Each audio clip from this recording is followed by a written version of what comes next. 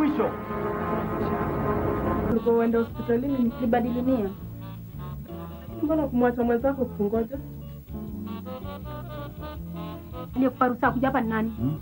Nilizani kulitokea jambo. Hakuna jambo. Tafadhali nenda.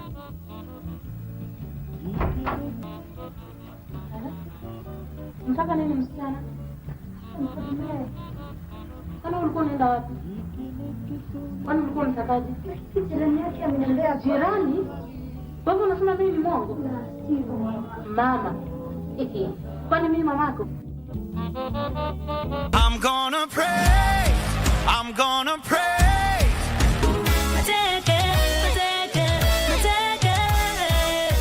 The only thing you can give in life is money, but there is so much that you can give, and in the process of giving there's so much that you can receive. You are giving your time to somebody who actually needs it.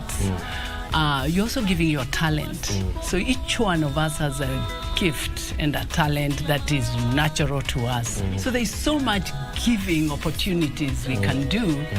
And the going over and above is the act of kindness. The person who feels they are stingy, I would say, is that you actually have something you can give.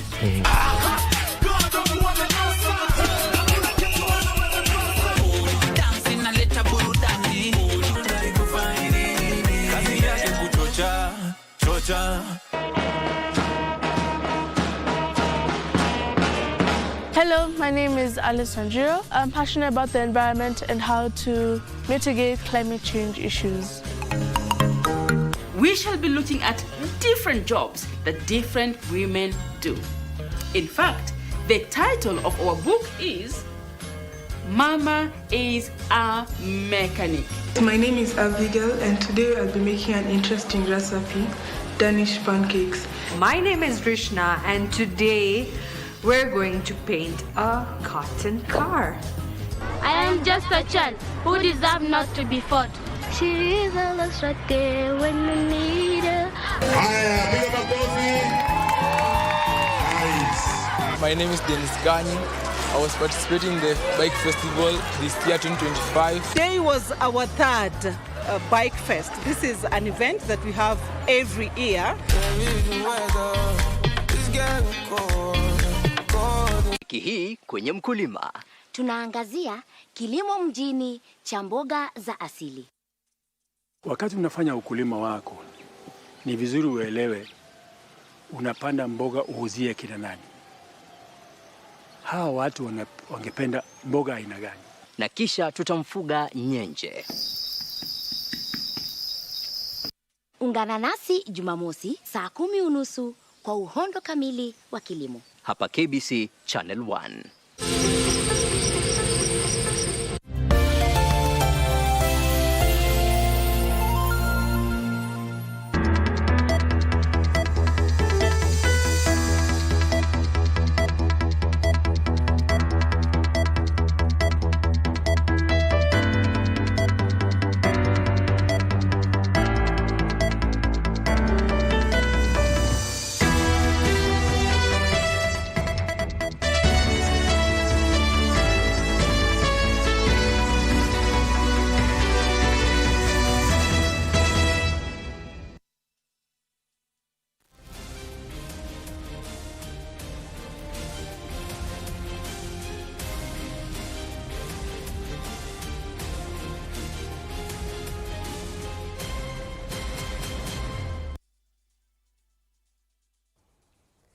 Good evening and welcome to Easy Friday, your ultimate weekend warm-up. I'm Caren Kibbett, and tonight we are serving you with the perfect blend of headlines, heart and a whole lot of energy, from news that matter to stories that inspire. Let's roll into the weekend right away. But here are the highlights.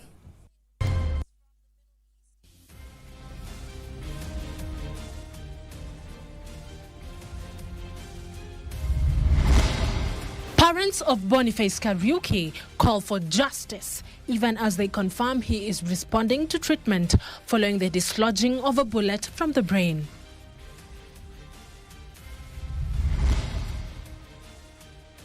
Police Constable James Mukwana to be detained for 21 days over the death of teacher cum blogger Albert Ojwang.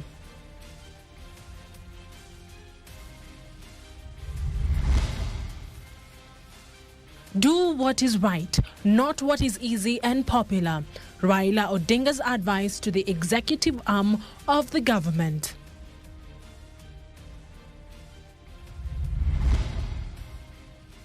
And on the savage netizens tonight, focus on a week when smoke was returned back to sender and Sheng ruled the streets.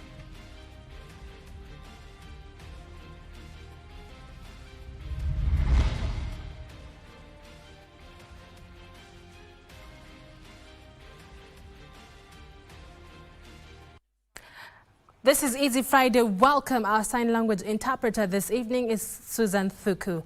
Now, former Prime Minister Raila Odinga has challenged leaders to do what is right and not what is easy and popular. Speaking on Friday during the 3rd National Executive Retreat led by President William Ruto, Odinga called on leaders to take the lead in addressing challenges head-on. Similar sentiments were expressed by President William Ruto, who noted that Odinga's call for leaders to focus on what is right strongly resonates with the values of his administration. Day 2 of the National Executive Retreat in Kajiado County. President William Ruto for the second day met with the cabinet as the government moves to take stock of its achievements and plan for the next financial year. It's here that former Prime Minister Raila Odinga challenged leaders to take the lead in solving problems facing the country. But this housing is not just building shelter for people. You are addressing 5 fundamental issues here. You are addressing employment, you are addressing shelter, you are addressing education, you are addressing health and social amenities. Odinga further said the ongoing affordable housing program was a great idea with the potential to address multiple national challenges if implemented holistically. So it becomes an integrated development. If you build affordable houses in Kibra and leave it there, people, they will move in. But how are they going to pay the mortgage? His sentiments were echoed by President William Ruto, who noted that Odinga's call for leaders to focus on what is right strongly resonates with the values of his administration. Our public service, including cabinet and principal secretaries, to be fit for purpose, to serve a more educated, smarter, restless, informed customer base. President Ruto and the former Prime Minister said government programs must always be inclusive regardless of how people voted in previous elections. We are one government, one broad-based government. So there is no government, there is no corner that belongs to any one of you. There is no corner that belongs to anybody. You know, the problem of silos is that somebody goes and corners something there, and then he says, nothing happens in this place unless I say. Odinga commended the digitization of government services to enhance service delivery and called on Kenya to increasingly adopt artificial intelligence. Deputy President Kithure Kindiki called for stronger collaboration among members of the executive in the implementation of the development agenda. Government and public administration is complex and requires a lot of relationships, both horizontally and vertically. Horizontally, the relationships among arms of government and levels of government, the national government, county government, but also at the national government level, the 3 arms of government. This year's retreat focused on 7 key pillars, namely the economy, agriculture, health, education, government digitization, MSMEs, and job creation. Now, Police Constable James Mukwana will continue to be a guest of the state for 21 days as investigations into the death of teacher Albert Omondi Ojwang continues. Issuing the ruling, trial magistrate Robinson Ondieki stated he had allowed the continued detention of Mukwana since the matter is of great public interest.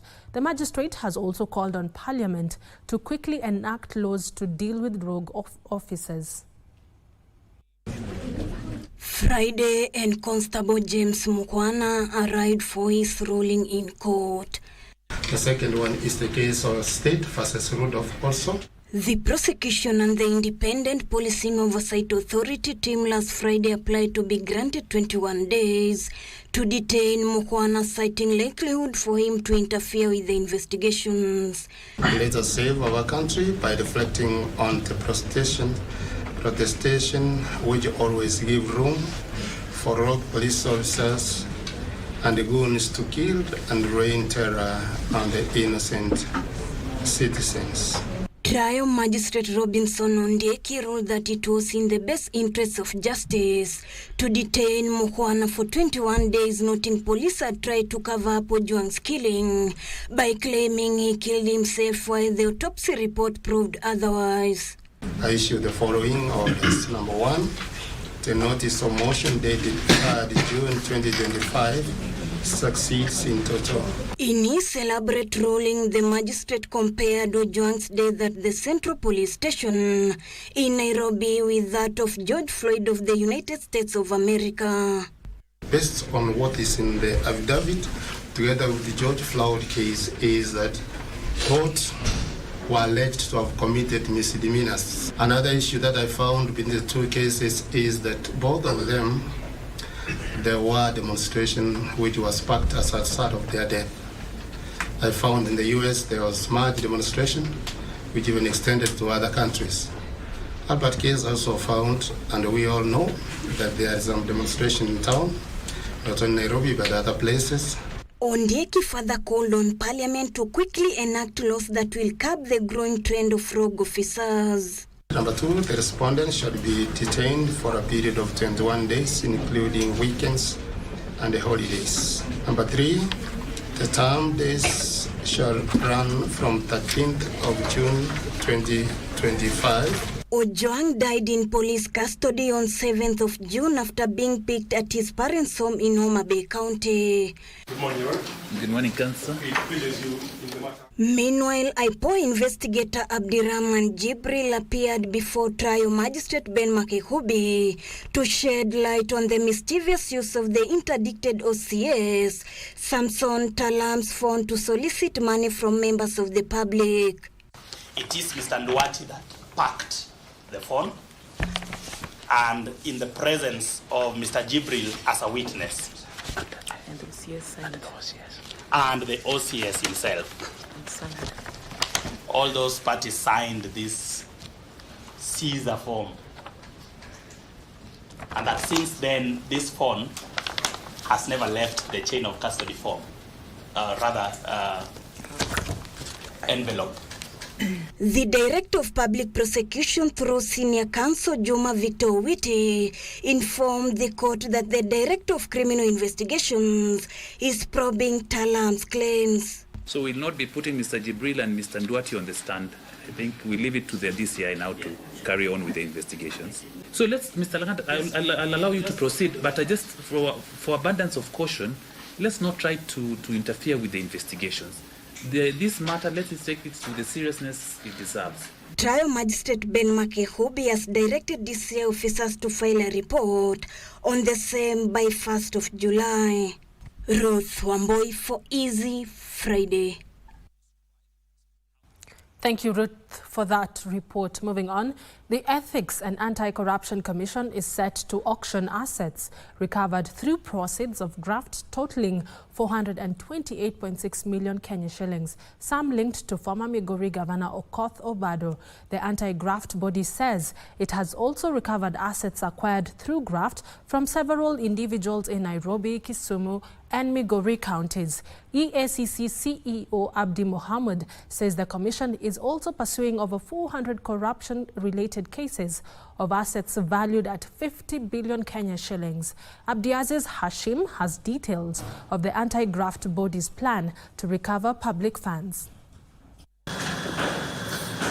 In an attempt to become overnight billionaires, senior county officials gobbled up billions of taxpayers' funds, investing in lavish apartments, mansions, land and other assets. Remember, these monies are hidden in either financial institutions or hidden in places where we are not supposed to find ordinarily.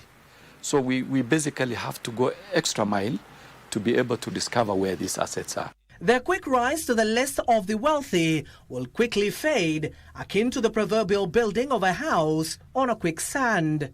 Any politician or public officer who steals assets, the law will catch up with them at certain stage. EACC officers came knocking on their doors and recovered properties valued at 428.6 million shillings purchased in the suburbs of Nairobi, Kisumu and Migori. Among the recovered assets are those belonging to former Migori Governor Okoth Obado, valued at 235.6 million shillings. The 8 assets seized belonging to Obado are a mansion in Loresho worth 40 million shillings, 2 3-bedroom apartments in Greenspan Estate valued at 18 million shillings, a mansionette in Greenspan with a servants' quarter valued at 14.5 million shillings. Other high-end corruptly acquired assets by Obado through his proxies Jared Peter Odonyo Oluoch Kwaga and Joram Opala Otieno were recovered in Migori County. They include a modern center that was primed to be a business bay in Migori town worth 88 million shillings and a 20-unit apartment valued at 57.6 million shillings. In Kamagambo, a residential unit worth 10 million shillings was recovered, while in Suna East, another residential unit worth 7.5 million shillings was seized. And in that process, our lawyers and his lawyers met, and they were able to agree on in a process of negotiations where we agreed on the minimum amount that we were to recover. At the same time, the sleuths have unearthed a multi-million-dollar empire belonging to Stephen Ogaga Osiro, the former finance CEC at City Hall. Osiro was found to have unexplained wealth worth 193 million shillings. His assets recovered by EACC include a 1-acre plot in Old Runda, valued at 50 million shillings, 2-bedroom apartment of 7 units in Savannah Court, Lolo, Kisumu County, valued at 35 million shillings, another 20-unit of apartments valued at 80 million shillings, a 3-bedroom apartment along Riara Road worth 22 million shillings, and 2-bedroom apartments along Bagathi Way, Nairobi County, valued at 6 million shillings. Other than returning the assets to the rightful owners, that is the public, is actually to act as deterrent so that other people do not enjoy the benefit of that stolen asset. The Commission says it will auction all the 13 properties. The Commission is in the process of disposing of the assets in a public auction in order to realize the funds which will be deposited into the consolidated fund, and the rent collected during the period the assets are managed by the Commission during the court cases. But we'll be there as a Commission to ensure that the process is transparent and is not abused. The said officials opted to avoid a drawn-out court battle and relinquished some of the properties. It is a shorter way, it is an easier way, and it is basically not a confrontational way of dragging matters in court. Remember, the courts have so many cases. Other properties on the radar of EACC are in Kisumu and Bungoma. These grabbers are very daring. In Kisumu, assets worth more than $500 million were recovered. It's a recovery of land next to the provincial headquarters, currently known as Huduma Center, which is measuring close to 2 acres and a conservative value of 250 million Kenya shillings worth. So the county government of Kisumu and the county assembly were taken to court, and they requested the commission to come and assist them in recovering the grabbed parcels of land around here. In Bungoma, a land grabber attempted to acquire this land housing offices of the National Treasury and the Department of Housing, as well as land housing civil servants. A private developer also attempted to grab land belonging to the Kenya Railways opposite the County Assembly of Bungoma. The Commission says it has recovered assets worth 28 billion shillings in the last 5 years. You know, corruption does not expire. The criminal cases do not expire. We will pursue them. We have strategies which have been put in place. Abdiaziz Hashim for Easy Friday. Now, Kenya Union of Post-Primary Education Teachers have issued a 7-day ultimatum to TAC to meet with them and develop a new collective bargaining agreement, failure to which they will mobilize teachers to go on strike. The union leaders say the current CBA is set to expire in 10 days and there is need to review its implementation. Timothy Kipnusu with details of the looming showdown. Learning in all secondary schools across the country might be hampered in a week if the Kenya Union of Post-Primary Education Teachers make good their threat and down their tools should TAC fail to renegotiate their CBA, which expires in 10 days. Kibbett leadership led by National Chairperson Omboko Milemba and the Secretary General Akelo Misori have warned over possible shutdown if the Teacher Service Commission do not review and agree on certain issues affecting teachers. Tunabaki na siku 10 hiyo mjadala iishe. Kawaida huwa tunapeleka pendekezo zetu katika Teacher Service Commission ili kabla mjadala uishe tuweze kuwa na masungumuzo ya kutengeneza mjadala mwingine wa CBA. We have given the government 7 days to address the issue of collective bargaining agreement because we don't want our members to be overexposed in the event that there is no CBA beyond 30th of June. Speaking in Kakamega, the duo said if their grievances are not met within 1 week, they will mobilize all secondary school teachers across the country to go back to the streets to fight for what they say rightfully belongs to them. There will be trouble after the lapse of 7 days. And that one is not limited to only strike. It is going to be real trouble. I see. It will include, among other things, withdrawal of labor, demonstrations, and the mother of everything that you call strike. This even as they called on the Ministry of Education to intervene and allocate funds to facilitate examination for learners to ensure learning continues without challenges. Kama kwa hizi siku 7, Teacher Service Commission haitakuwa imeita union kuanza masungumuzo ya CBA, bas union itachukua zile steps zingine ambazo zitawalazimisha watuite. Timothy Kipnusu for Easy Friday. City hawker Boniface Kariuki continues to recuperate at the Kenyatta National Hospital 3 days after he was shot by police officers at the Nairobi CBD. Now, according to family members led by his mother, Susan Njeri, Kariuki is currently responding well to treatment. The 22-year-old was shot on Tuesday afternoon while he was selling face masks amidst demonstrations against the killing of blogger and teacher Albert Ojwang. Gates of the Central Police Station in Nairobi, they stood tired, quietly but hopeful. The family of Boniface Kariuki holding on to each other more tightly than words could ever explain. They are here to begin a journey of getting justice to their son, who was fatally shot on Tuesday during the city's demonstration against the murder of blogger and teacher Albert Ojwang in police custody. Mimi ningeomba hata serikali hata wale kama polisi wawe watu waangalifu juu si wangu peke yangu. Hata mwingine atapitia tu hapo na ndio iwe funzo kwa wengineo. Mimi ningetaka hatua kali ichukuliwe. The family is saying that their son, in whom they much relied on, is responding to treatment which has given them a glimmer of hope after the terrifying ordeal. Jana ako mbaya sana. Tumemwona daktari wanafanyaga kazi yake. Naona anapona. Tunataka mtusaidie na maombi. Surgery alifanyiwa na tunaona iko na change. Hao madaktari wamejaribu. This comes just a day after the 22-year-old Kariuki underwent the second critical surgery at the Kenyatta National Hospital to remove the remaining bullet fragments fired by a police officer who on Tuesday was captured shooting at him at the Nairobi Central Business District. Ile kitu nitaomba serikali at least waangalie hawa watoto wetu. Juu hata wao wenyewe wako na watoto. Hawa askari bado wamezaa, so wakuwe waangalifu sana kwa watoto. Meanwhile, in Nairobi today, a silent movement took shape.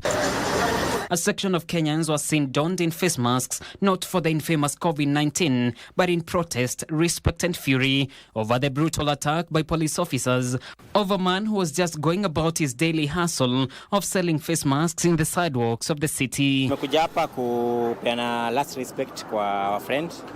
Tunamwombea Mungu apone haraka. But my message to our youth, to our government, let us be realistic when we are dealing with this riot. We should respect our government and the government should respect us.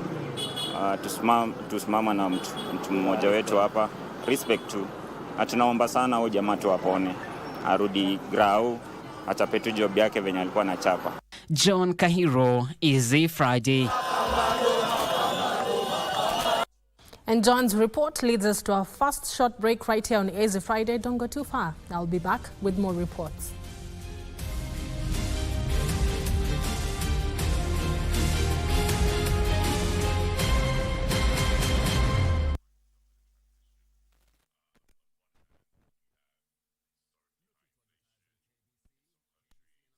Services are now available on eCitizen. Visit kbc.ecitizen.go.ke and fill out the online application form. It's simple.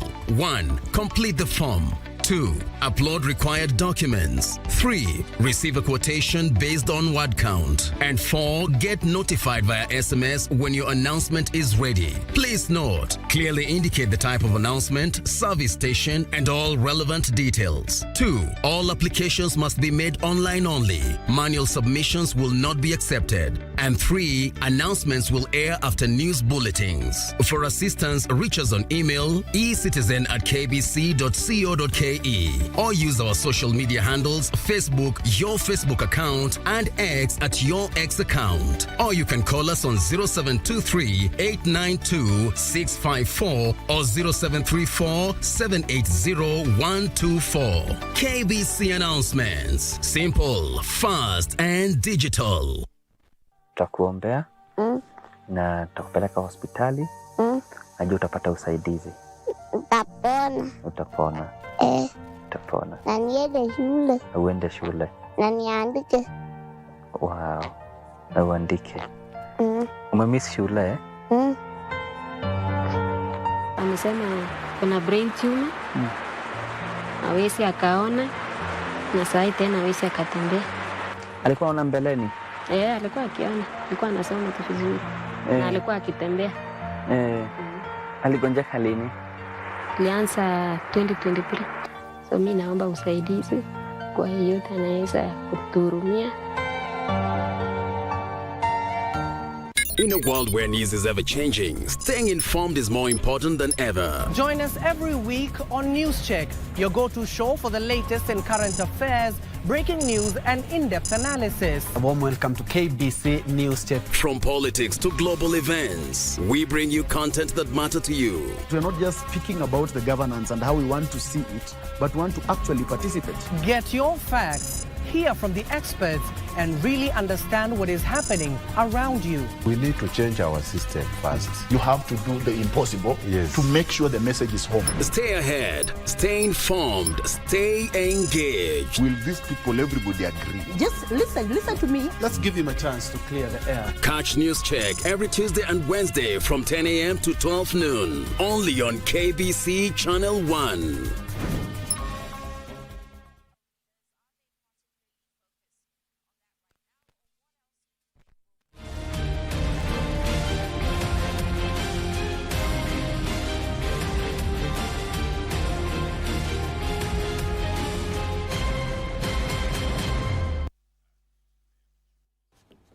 Welcome back. For those joining us right now, this is Easy Friday.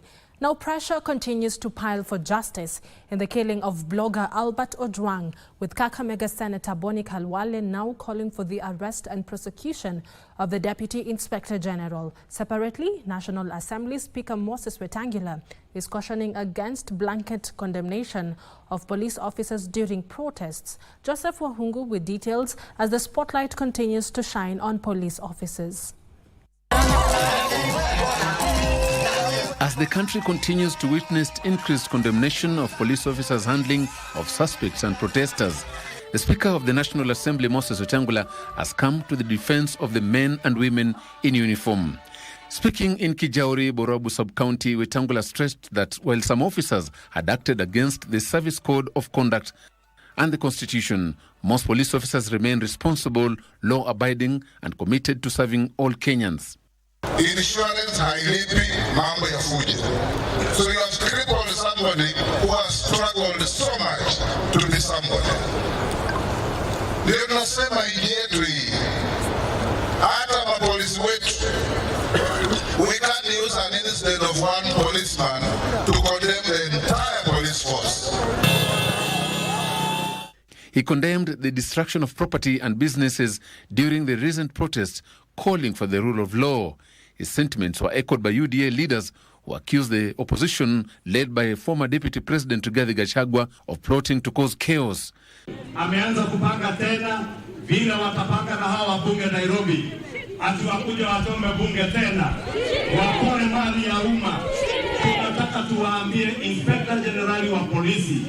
There is nobody who is above the law. Elsewhere, Kakamega Senator Boni Khalwale is calling for justice in the killing of blogger Albert Ojwang. Speaking in Malinya in Ikolomani constituency, Kakamega County, Khalwale demanded that the DIG Eliud Lagat be held accountable and face legal action. Kutokana na ile kujiondoa ya Deputy Inspector of Police, that is not enough. Meanwhile, former Deputy President Rigathi Gachagua has called for justice for City Hawker Boniface Kariuki, who was shot by police during Tuesday's protest in Nairobi. Gachagua, who on Friday began a grassroots activation tour of Mount Kenya region, said the government must ensure justice prevails. Wasaliti waende wasiende. Wasaliti wasiende waende wasiende. Joseph Ohungu for Easy Friday. Hazina Savings and Credit Cooperative Society has assured its members of its financial stability and growth amid rising economic uncertainties in the country. The SACCO on Friday hosted an investors meeting in which members, stakeholders and cooperative leaders got a chance to review performance, share investment insights and discuss the SACCO's future outlook.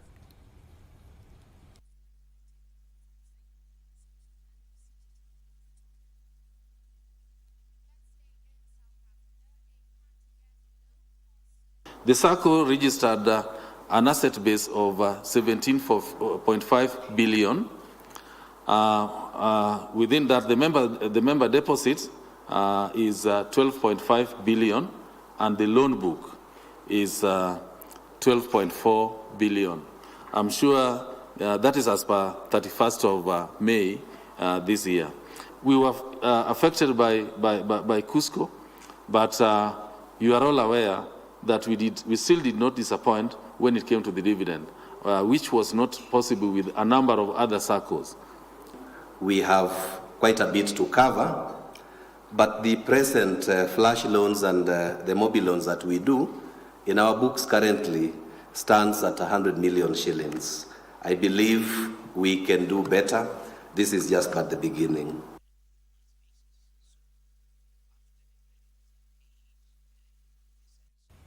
Kenyans have been rallied upon to protect the giraffe, which has been identified as an endangered species. This emerged during the marking of the World Giraffe Day at the Kenya Wildlife Service headquarters in Lang'ata, Nairobi, with stakeholders calling for deterrent measures against poachers. Speaking during the event, Kenya Wildlife Service Director General Dr. Erastus Kanga called for youth engagement and stronger partnerships to combat threats like poaching and habitat loss. Kenya is home to over 36,000 giraffes and remains the only African nation hosting 3 unique giraffe species. World Giraffe Day is an annual event initiated to celebrate the tallest animal on the longest day, which happens to be tomorrow, the 21st of June. Our work takes a special significance when we consider Kenya's unique position as the only country in Africa that hosts 3 distinct giraffe species, as already mentioned: the Maasai giraffe, the Rothschild giraffe, and reticulated giraffe. The World Giraffe Day has become a rallying point for awareness, advocacy, and action. This day serves as a reminder that giraffe populations are declining across the African range and that time is of essence. And why today? This is a precursor day to tomorrow's global celebration of the giraffe as an animal. And I found that, yes, it is endangered. There are only 117,000 remaining in the wild. Second time Merit Award recipient. Now, Kiambu Governor Wamatangi can sit pretty, but for now, after the Kiambu High Court barred the Ethic and Anti-Corruption Commission EACC from harassing and intimidating him until a case filed. The High Court is hard and determined. This comes after Lady Justice Dora Chepkonyi ruled in favor of a petitioner and voter in Limuru, Stephen Mwangi, that his plea should be hard and determined before the EACC, which had filed a preliminary objection trying to stop him. However, Stephen raised concerns that the EACC continues to harass the governor despite the court order barring them from arresting or intimidating the governor. The petition will be heard on the 4th of July 2025. Despite the matter filed before the court, EACC has been acting unlawful to harass our governor, despite the fact that the matter still pending the determination of the Honorable Court. The court has declared and given the order. Officially, the EACC has been stopped by High Court, that the status quo to be maintained. That means that our governor will not be harassed anymore until determination of the petition that yet to be determined before the Honorable Court is over. Koroka.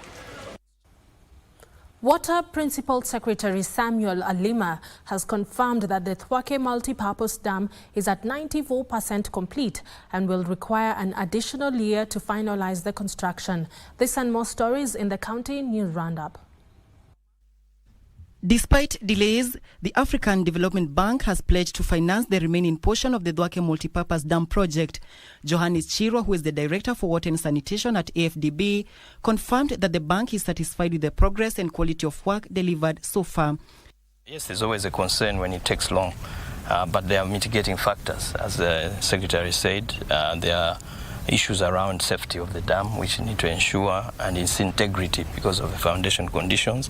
So it is also important to ensure that those are addressed adequately, because rushing to conclusion without doing that is also a major risk that we as a financier also do not want to see. So much as we're concerned that it's taken time, I think we understand the factors behind the delay and we support the approach taken. Elsewhere, residents of Katangi in Machakos County are now living in fear following the escalating cases of donkey theft in the area. The locals are now urging the authorities to take action against the perpetrators. Juzi ndio wameanza tena kuchinja punda kwenye misitu, hawachinjii kwenye slaughter, wanachinjia kwenye misitu.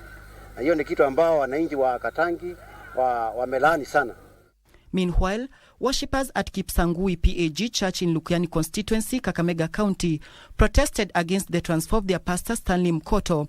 The demonstrators criticized what they called as the frequent and unexplained transfers of pastors from their church. Tumechoka na wabasia kila wakati kutubadilishia wachungaji. Bila sitano hatukubali. Still in Kakamega County, a farmer in Maram village of Lugari is counting losses after unknown individuals raided her farm overnight and destroyed her maize crop. The affected farmer, Susan Ambuk, has confirmed this is not the first case, and now she is calling the authorities to take action. Jana walikata, alafu nikipiga report hakuna neno lolote lenye walinisaidia. Tena sasa tena wamekata. Naomba munisaidie, nimebaki bure, sina mbele na nyuma.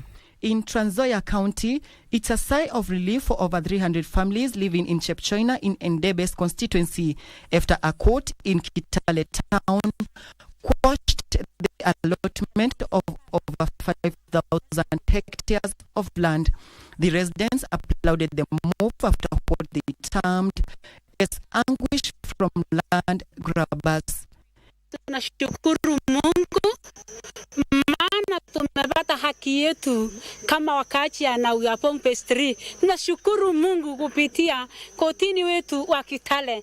And human resource practitioners in the public service have been asked to join the Africa Public Sector Human Resource Practitioners Network following the ratification of the Kenyan chapter, which was conducted by the Africa Public Sector Human Resource Managers Network. I can confidently say that all HR practitioners in the public service of Kenya who will fulfill the conditions of being members in the local chapter can confidently claim that they are part of the Africa network.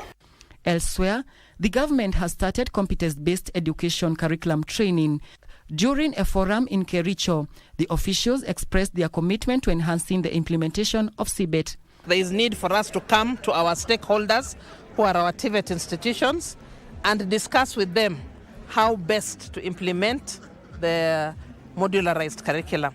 Finally, farmers in Beere, Embu County have received training to enhance food safety. The training focused on helping farmers identify counterfeit pesticides and adopt safe application practices to ensure healthy food production. Na kwa muda mrefu tumekuwa tukilima mapapai na kumekuwa na ugonjwa ambao tukipiga dawa mingi hiyo ugonjwa haishi.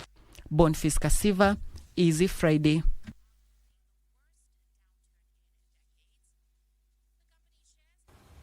And now, it's a week when smoke was returned back to sender, when both the sophisticated and rhythmic aspects of the Sheng language ruled the streets of Nairobi. Here now is the Savage Netizens with Tess.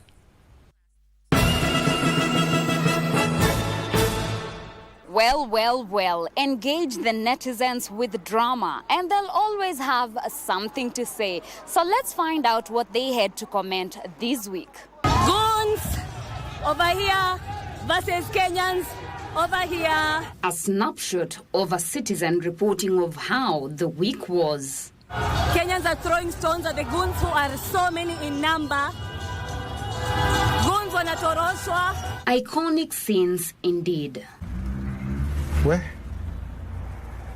A street language on another level. Ni mapupu diglo uko venye kunakaa. Diglo uko. Ndio bana. Bana John moshi tu ni moshi hata tuone hata sikuoni sahi ni moshi. Moshi tu bana. But exactly what happened? Sisi tuko hapa, sisi tulikuwa mboka, hata tuko tuandamane, sisi tulikuwa mboka. Masai nengi. Pupu. Utadu. Una retaliate mti yangu, una retaliate. And the battlefield was literally leveled with the tear gas canisters that were lobbed at the protesters, smoothly finding its way back to sender. We are not cooling down any soon. In fact, it might get hotter. The presence of goons rubbed the cyber surfers the wrong way. Acheni niambie kitu moja. Leo ndio ile siku. Today is the day. Wanjiru astonished wrote, the police that are supposed to protect us are protecting goons and escorting them. I'm ready for Tuesday. Very ready for Tuesday. Rayona, puzzled, asked, which law covers this kind of collaboration? Bring me out completely. I beg you to bring me out. But shortly after, the goons were overpowered. Kenyans wamefukuza goons for the third time today. Delivery boy cheekily, goons wanatoroka na wamelipwa. Ravine in a sad tone wrote, I am lost for words. For the first time, I lack anything to say. So how about we enjoy this banger?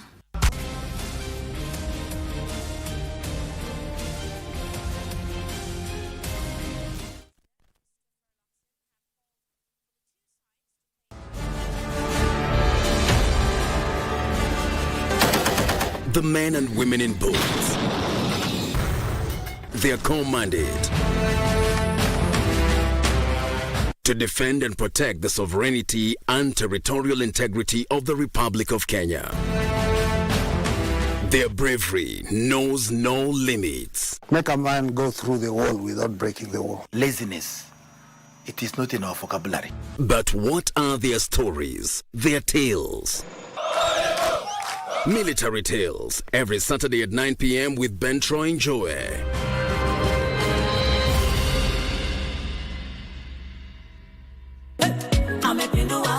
By the government of Kenya, and as a minister of the gospel, I now pronounce you man and wife.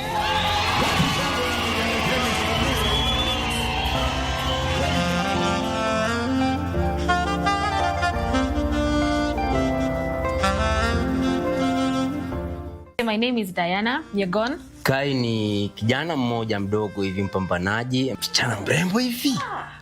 Sasa mimi naanza kupiga mahesabu. First thing nilimwambia nikaona ameanza ma stories zenye sikuwa na expect. Akaniambia nataka ukue mko wangu. Okay. Imagine. Not even a girl. Yeah. We were not even dating. Mwanadada anapenda umhakikishie zaidi.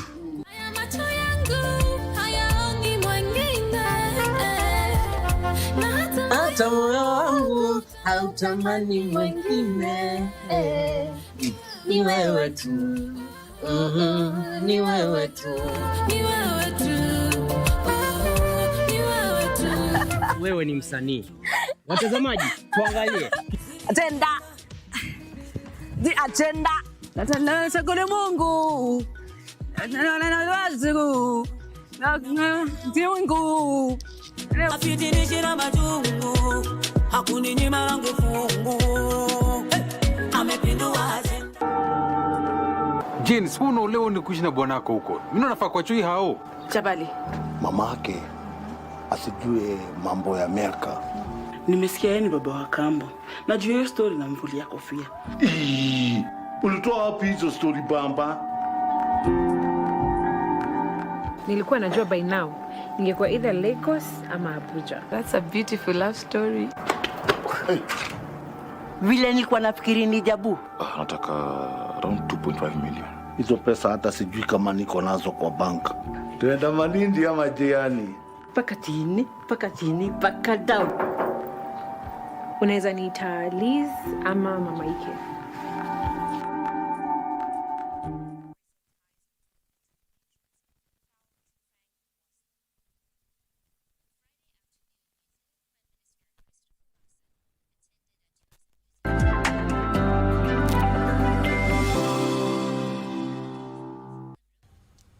Welcome back. Let's now take a look at what's making headlines in the world of business. Now, the National Social Security Fund has undertaken benchmarking mission with other pension managers as it plans to venture into publicly funded projects. NSSF Managing Trustee David says the pension fund will conduct due diligence on any project before any investment. Koros spoke at the International Social Security Association in Nairobi. According to quarterly statistics by the Retirement Benefits Authority, total assets under management by pension funds stood at 2.26 trillion shillings by the end of December 2024. This represents a 14% growth compared to the 1.98 trillion shillings reported in June 2024. There has been a push to have pension and fund managers use their strong capital position to fund various projects in the country under public-private partnerships.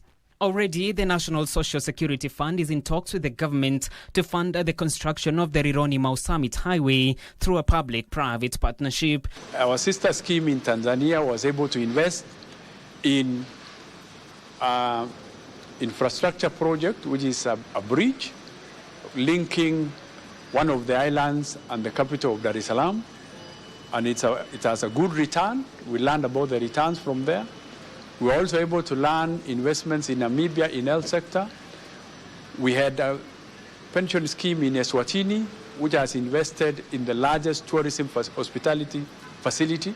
NSSF Managing Trustee David Koros say the fund will conduct a due diligence on every project before any investment is done. For instance, in Kenya, there is a desire to grow to 5 million tourists. Where are the facilities? So social security institutions can help put up such facilities.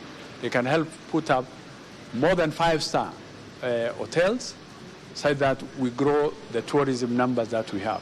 According to RBA, NSSF total net assets reached 477 billion shillings by the end of December 2024, a 74.8 billion increase from June 2024.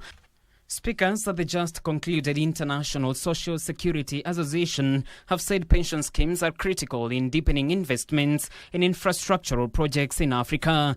We have a hydro station that we are currently building. We also own partly a big forestry company. Our sugar factory in Morogoro region. We have a sugar factory there. Again, we have invested more than Tanzania shillings 324 billion. According to the African Development Bank, Africa requires 22 trillion shillings annually for infrastructure projects. However, African governments raise 40% of this amount from exchequer or debt, leaving a substantial funding gap. Hospitality industry players are calling for more investments in the exploration, innovation and promotion of traditional and contemporary African cuisines to enhance Kenya's hospitality outlook globally. Kenya Association of Hotel Keepers and Caterers CEO Mike Macharia says Kenya could market unique dishes like nyama choma, ugali, sukuma wiki and Swahili coastal cuisine, turning food into a tourism product. To attract 5 million tourists annually by the year 2030. To support this, tourism industry players are calling for more investments to product diversification as well as capacity building service practitioners. I was giving a talk at a Kenya Tourism Board forum that was discussing how to harness sports and medical tourism. So these are areas that are also emerging that you should look at. While officiating the graduation ceremony of 200 culinary skills, baristas and event organizers at the Boma International Hospitality College, Macharia said hotels, lodges and restaurants should incorporate or elevate local menus, shifting from international menus to authentic African fine dining if Kenya invested more in marketing its unique dishes. Imagine a continent where hotel chains, travel experiences, and culinary destinations proudly carry African names. I know somebody told us to speak French and Spanish, which is very good because you are able to operate in the global world. But we would also like those people to come and speak Swahili. They call for support in highlighting to the world local chefs and food influencers who are rooted in the Kenyan tradition. Regina Manyara reporting for Easy Friday. Thank you, Regina, for that report. The recently launched Kenya Artificial Intelligence Strategy will help accelerate the adoption of artificial intelligence in the built environment. The 5-year document launched in April this year seeks to encourage research, adoption and widespread usage of technology. The Board of Registration of Architects and Quantity Surveyors Chief Executive Officer Mongera Rukaria says the technology will help professionals like architects and quantity surveyors to add more value into the industry. According to the Kenya Artificial Intelligence Strategy 2025-2030, the document seeks to make Kenya the leading AI hub for model innovation, driving sustainable development, economic growth, and social inclusion while positioning itself as an AI research and application leader in Africa. This strategy also aims to position Kenya as a leading AI innovation hub in Africa, focusing on ethical, inclusive, and locally driven AI development. To that end, the built environment professionals are ecstatic that the innovation will help more young people. It's a new innovation. Just like technology is evolving, now we are with artificial intelligence, where we are getting people or machines to be able to tell us how we can do what we've always done, but in a better way and more effective way. However, stakeholders say collaborations have been slow and need to be enhanced due to high costs of implementation and a lack of solid policy directions. We are working very hard with the rest of the government arms or ministries that regulate the use of AI in our economy, and we want to align our laws and policies to make sure that the architects, quantity surveyors, and other professionals within the construction industry are using AI. As a manufacturer, we're already incorporating AI into our system, but firstly we've introduced robotics, so to increase efficiency within our production units and ensure that products are consistent in terms of quality. Currently, the government, through the Board of Registration of Architects and Quantity Surveyors of Kenya, have been looking to upskill its members in special industry-specific tools, with the second edition of the Borax Conference seeking to solidify Kenya's appetite for emerging technologies. This is the second time we are discussing about artificial intelligence. The first one was a few months ago, where we got an introductory of what artificial intelligence entails. Imagine walking through a mansion. Imagine looking through it through a lens of virtual reality. Imagine no more, because this is the reality today through artificial intelligence. Alan Aoko, Easy Friday. Thank you, Alan Aoko. Now, agri-techs want the government to add more tax and policy incentives to open up local startups for foreign investments. Innovative finance manager at the Alliance Biodiversity International, Gianpero Menza, says there is need for adequate capital to scale up agriculture inventions to increase food production.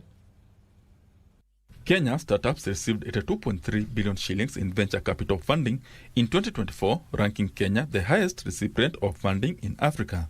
This represents 29% of the total startup funding in the continent. Agri-tech innovators now warn that the new taxes levied on digital content may lead to capital flight in the startup ecosystem. They want the government to give more policy and tax incentives to make startups more investor-friendly. Policy that need to be put in place by the government needs to go for a tax exemption, for instance, or a more favorable regulatory environment that allow them to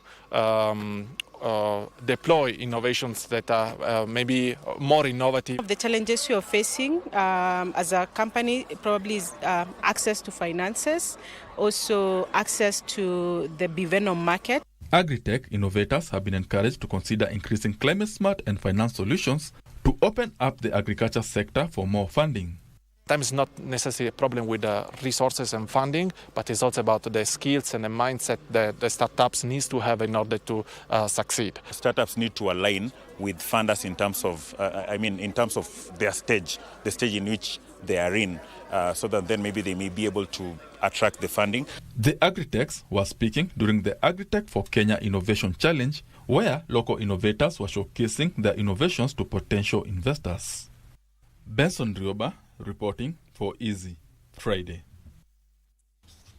And finally, China's economy continued to grow steadily in May, demonstrating resilience amid ongoing external and domestic challenges. Now, according to key economic indicators released by the National Bureau of Statistics on Monday. More details next in our international business news. In May, China's industrial output rose 5.8% year-on-year, with steady growth in manufacturing and emerging industries supporting economic stability. The services sector also advanced, with its production index up 6.2%, driven by finance and technology. Retail sales climbed 6.4% to 4.13 trillion yuan, reflecting strong consumer demand. From January to May, fixed asset investment grew 3.7% to 19.19 trillion yuan, led by infrastructure and high-tech manufacturing. Meanwhile, the urban unemployment rate remained stable at 5.2%, signaling a resilient job market. Meanwhile, France will more than double its stake in satellite operator Eutelsat, leading to a 1.35 billion euro capital raise to strengthen Europe's position against rivals Elon Musk's Starlink. The French government's investment will boost its ownership to nearly 30%, making it Eutelsat's largest shareholder and supporting the company's debt-laden balance sheet. This comes just after the French military signed a 10-year deal for OneWeb satellite services. Eutelsat shares surged following the announcement. The capital injection will help close a 4 billion euro financing gap and reduce the company's debt, enabling further investments in next-generation low-Earth orbit satellites. Other major shareholders, including Bharti, will also participate, while the UK's stake is set to fall unless it joins the new round. Eutelsat forecasts revenue of 1.5 to 1.7 billion by 2028 to 2029, aiming to secure Europe's digital sovereignty. Finally, CNN staff are bracing for major changes as the parent company, Warner Bros. Discovery, announces a corporate split separating its studios and streaming services from its cable networks, including CNN. The new entity, Global Networks, will take on most of WBD's debt and be led by CFO Gunnar Weidenfels, who is expected to implement cost-cutting measures. CNN, set to launch a new streaming service this fall, faces low morale amid industry uncertainty and declining ratings, with May marking its second worst month ever among key viewers. Despite concerns, some staff remains hopeful about CNN's future. Both CNN and Warner Bros. Discovery declined to comment.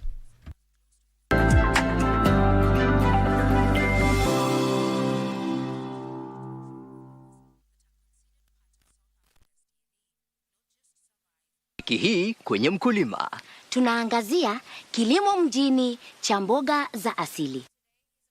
Wakati unafanya ukulima wako, ni vizuri uelewe unapanda mboga uuzie kina nani. Hawa watu wangependa mboga aina gani? Na kisha tutamfuga nyenje.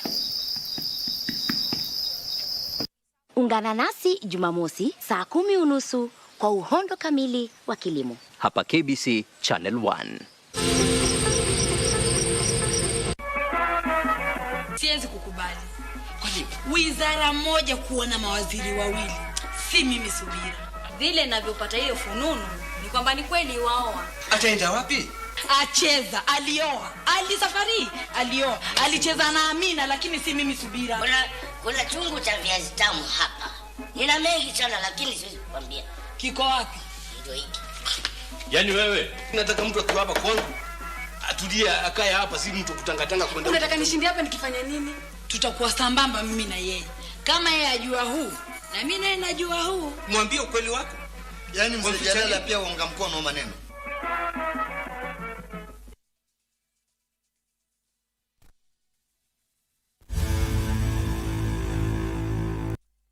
Welcome back. Let's now take a look at the day's sports. The Kenya national netball team stand hosts United Arab Emirates 58-50 to register their second victory in the ongoing UAE Netball Cup in Dubai. The win guarantees Kenya a spot in Saturday's bronze medal match. Kenya took early control of the game, taking the first quarter 13-12 in a tightly contested opening. Kenya, under the guidance of Mugisa Ali, kept up the momentum and led 30-23 at the break. Kenya won the third quarter 46-37 and went on to clinch the match to keep alive their hopes of earning crucial points that will count towards the qualification for the 2026 Commonwealth Games. The win was Kenya's second in the championship after defeating USA 66-25, but had opened the tournament with narrow defeats against Namibia and Singapore.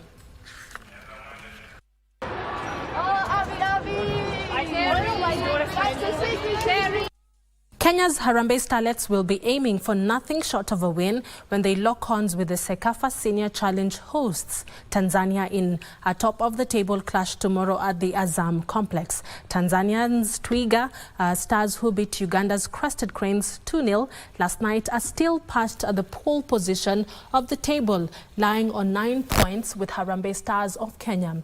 A win for either team will guarantee them the Sekafa Senior Women's Championship title held by Uganda.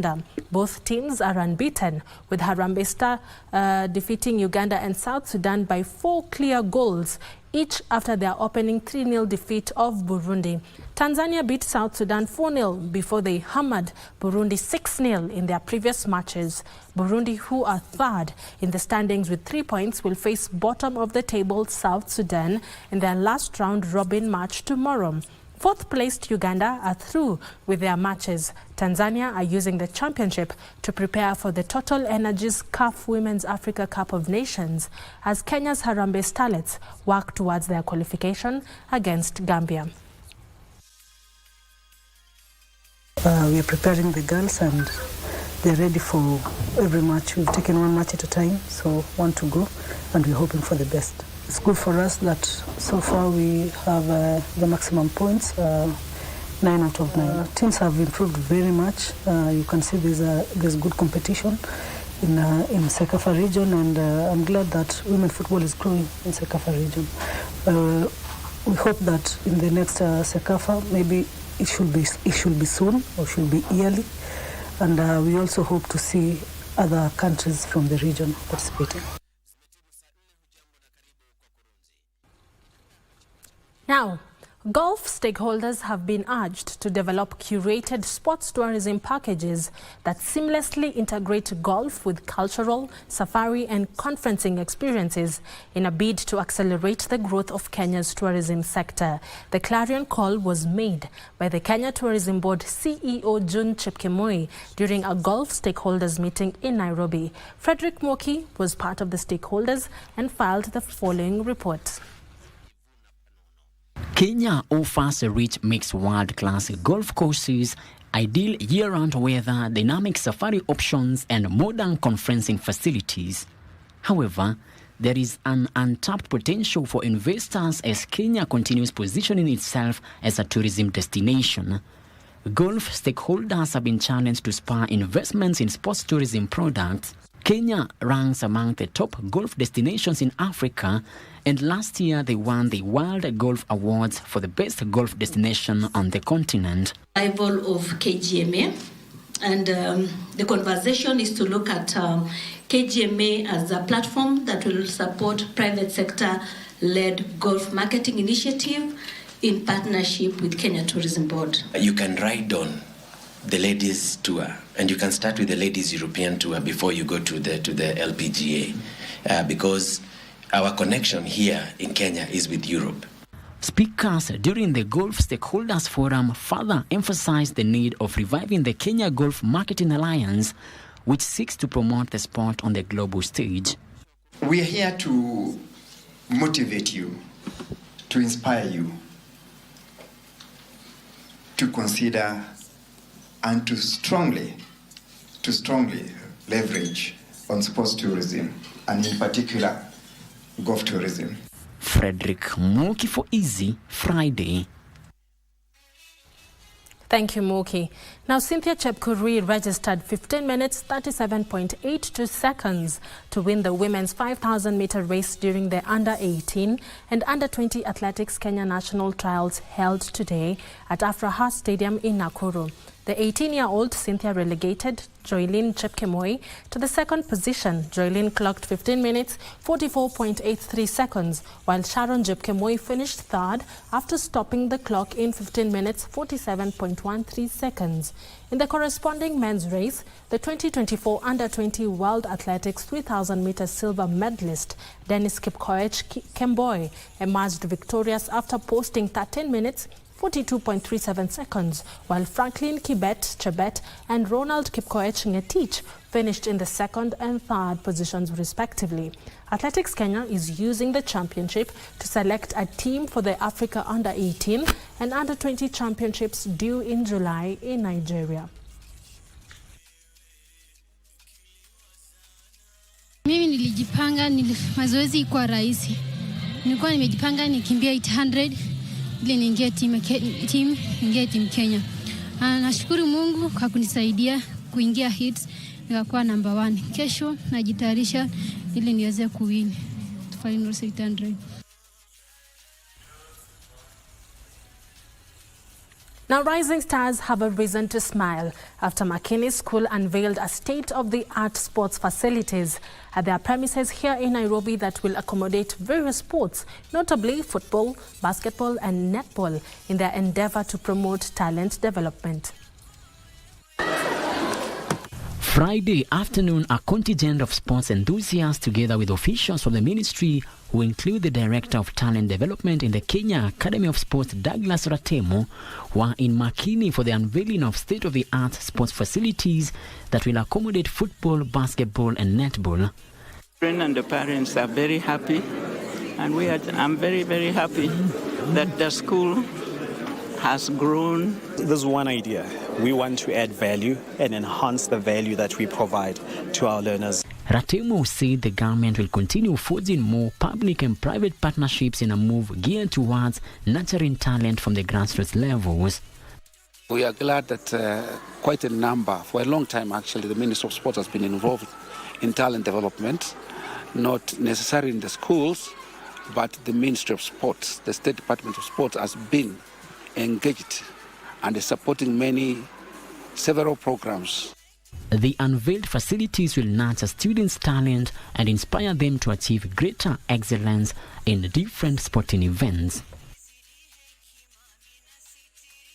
Now the 2024-2025 FKF Kenya Premier League champions, Police FC, are set to face Gor Mahia on Sunday in an eagerly awaited coronation match at the Ulinzi Sports Complex as the curtains come down on this season's Premier League season. Police FC, who have already clinched their maiden title, top the league standings with 64 points, while former champions Gor Mahia, who are eager to end the season on a high, sit second with 58 points after 33 matches.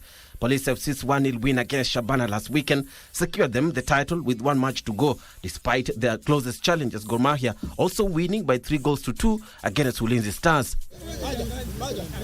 The Kenya Police captain David Ochieng expressed the team's readiness ahead of the final game of the season against the record 21 league champions. The best way to maybe award them or reward them was to give them a cup. Last season tulichukua Mozart Cup, but it was not enough because I think the quality tuko nao hapa kwa hii team ni ya kuchukua ligi. A total of 8 other league matches will be played on Sunday. Relegation threatened Nairobi City Stars will face Mathare United, while Bidco United will play Sofapaka. Moranga Seal, who lies second from bottom, will play Talent FC.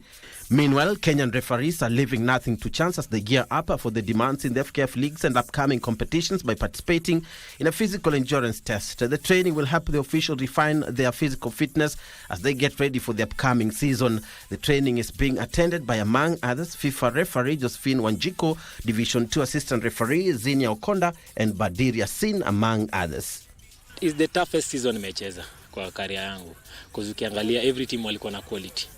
Hadi wenye wako pale chini. A good team, well established with good talents inside, but also with the officials who has the vision, so it was easy to understand each other, to push.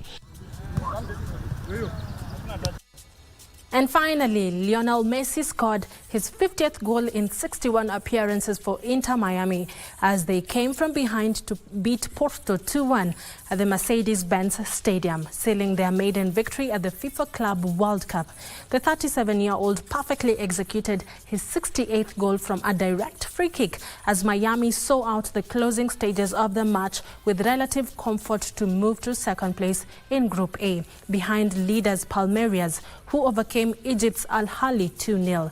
In Group B, PSG suffered a surprise 1-0 defeat against Brazil's Botafogo after Jesus' first-half strike at the Rose Bowl, while Atletico Madrid beat Seattle Sounders 3-1 to move to third in the group standings. Botafogo led the group with 6 points ahead of PSG with 3 points.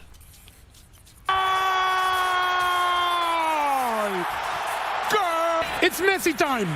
Samuel!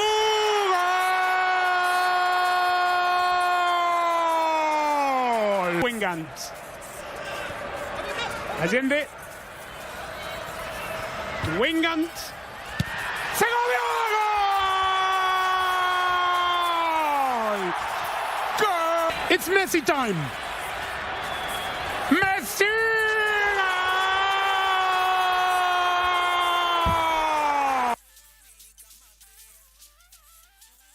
And that's a wrap for this week's Easy Friday. A big thank you to our sign language interpreter, Susan Thuku, for making tonight's bulletin accessible to all. Stay tuned. DJ Koljax will be back in just a moment to kick off your weekend with the ultimate disco funk show. I'm Caren Kibbett. Have yourself a wonderful evening.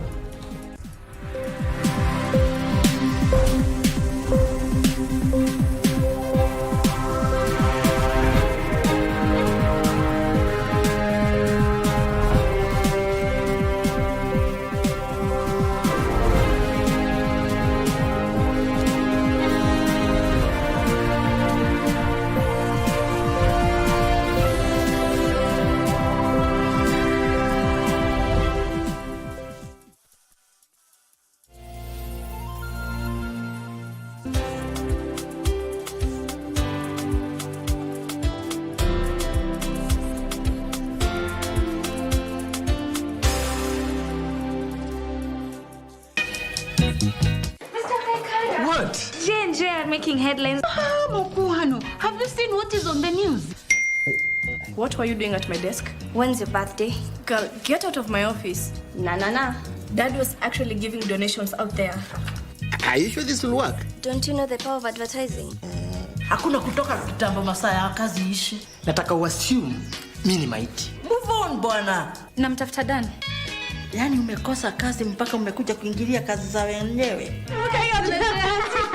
Hey. What's going on? I don't want you to befriend my granddaughter. You say nite huku kwenu tena.